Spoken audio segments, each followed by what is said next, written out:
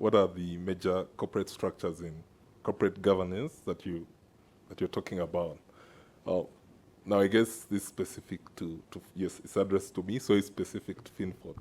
Now, at Finfort, we straight away incorporated a supervisory board. Now, initially, we thought it should be 3 members, but then in trying to design their charter, we noticed 3 members, quorum would be 3 members, so we increased it to 4 members. And we looked at what we needed then. We went for an expert at economics to look at our operating environment, who joined in and as chair. And generally, to know we operating in this market, there's a lot of trends. We probably have an outlook around 7 years, at least what the economic policy in Macquarie is a professor at economics. So he joined us, but basically that was the value add, and also a very high person of integrity and also command respect amongst us all and the rest of the board members. Then like I said, we looked at someone who had experience in marketing. We needed to position the brand to be attractive to all kinds of stakeholders. So we went for someone who had done marketing in Uganda and Sub-Saharan Africa at an international bank. And that she gracefully allowed to serve on our board then.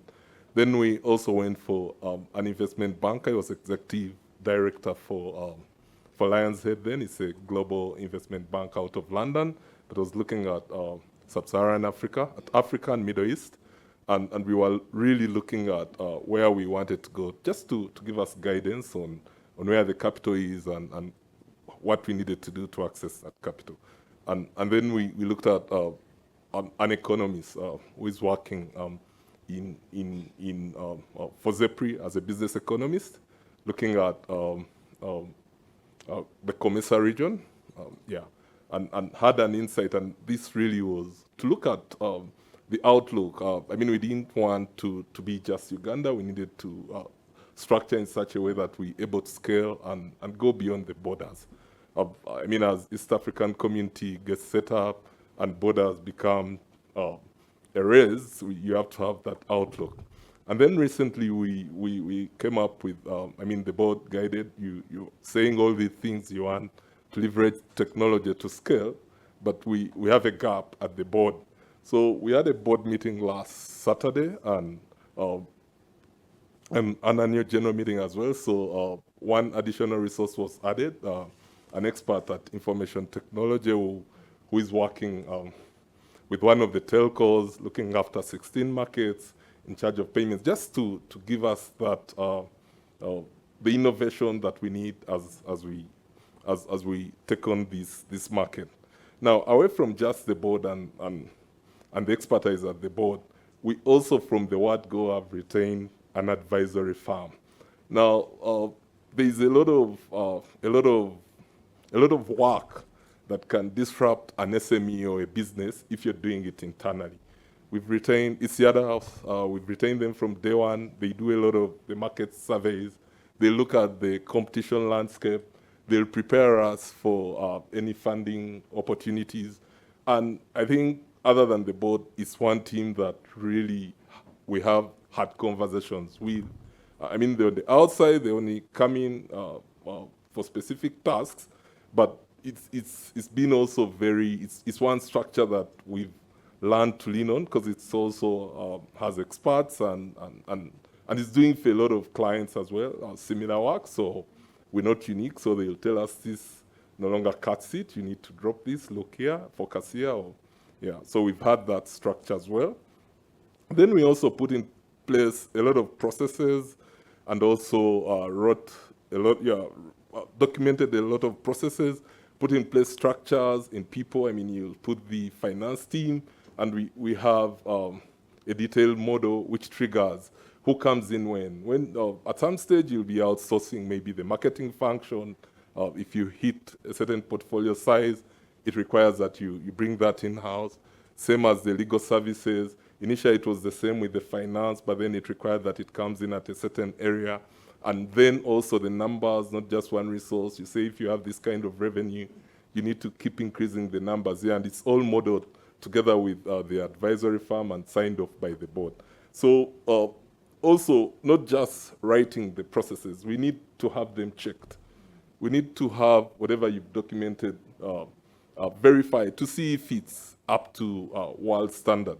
That's why there's need for the certification. At Finfort, we've done the ISO, International Standards Organization certification, just to ensure we're not having very good things on the inside, but when we're not competitive on the outside. So we've done that with the guidance of the board. We attained the certification, and yes. And also other structures like having an independent audit, which, is not very interesting conversations. It's hard conversations, but they'll ask the questions, and if you do not give very satisfactory responses, you receive a call from the board chair inviting you for a meeting. So, I've got to fix this before I go and meet the board chair and all. And yes, we've not yet zeroed down into committees. It's work in progress. Now that we have an addition to the board, we'll be able to put the specific committees, because the board work generally as a whole and handling quite a bit of everything. But looking at the journey, and this is what I already say, it's not that you put something in place and it ends there. We did the ISO. The expectations for next year are harder, which requires us again to sort of improve, to do away with papers and processes that can be automated. We need to have it automated. And it's a journey, and we have very clear timelines that we're working on. So these structures, like she's already said, could appear like pain or costly, but they're really important in making you competitive, making you attractive, also building trust with a lot of stakeholders.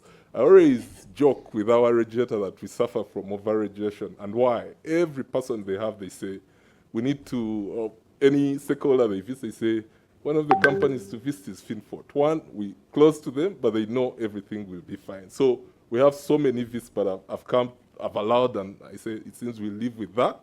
Keep telling them, I think we over-regulated, because you're is in our face, and they say, we know, but you do things the right way, and sometimes we have partners, and we want to see them, or we want them to see a mode of what can be replicated or what people should be doing.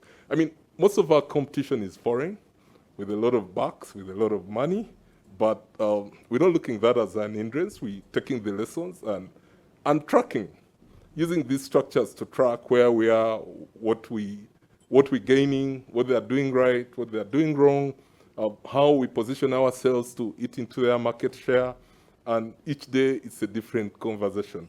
We know it's a journey, and you set some targets or some goals, and people hit the targets, and as you're patting yourselves on the back, you're like, okay, so now what? And they're like, I think Daniel just doesn't appreciate. He's already thinking of what next. I'm like, no, I really do, but this is a journey. We made baby steps at the start. We set smaller goals. You get them, then you look at the bigger picture and let the sky be the limit. We can do so much if only we could open up our minds and lean on these processes, on these structures to help us grow and be the best we can be.